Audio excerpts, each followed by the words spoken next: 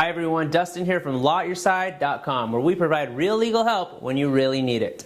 And a question I commonly get is, how much future medical care am I entitled to receive? So in your workers' compensation case, if you suffer work injuries, whatever parts of body you suffered a work injury on, you're entitled to future medical care for life on those parts of body. So if you hurt your hand or you hurt your back, and the doctors deem, yes, your back was in fact injured from work, or your hand was in fact injured from work, you're entitled to future medical care for the rest of your life on those parts of body. Now, some applicants want that. They want to say, okay, well, I want to keep my future medical care open and utilize it when I need to.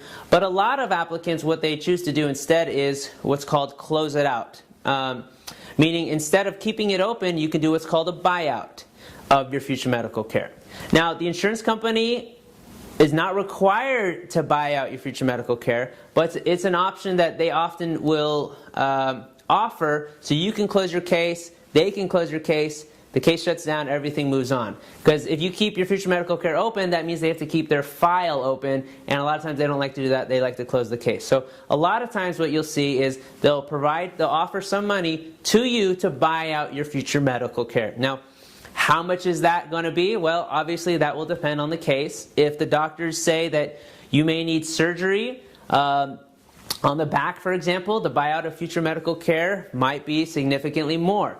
If the doctors say that you just need medication and conservative treatment or injections, the buyout of future medical care would be a lot less. So how much will really depend on the case. Generally speaking, a conservative future medical care might go for $10,000, $15,000. If there's a surgery and there's a neutral doctor who says, yeah, you need a back surgery, that could get up to $30,000, $40,000, $50,000, $60,000, sometimes even more, depending on the case, depending on the insurance carrier, depending on your willingness to resolve the case, depending on your willingness to get the back surgery, and also depending on what kind of back surgery that you may or may not need.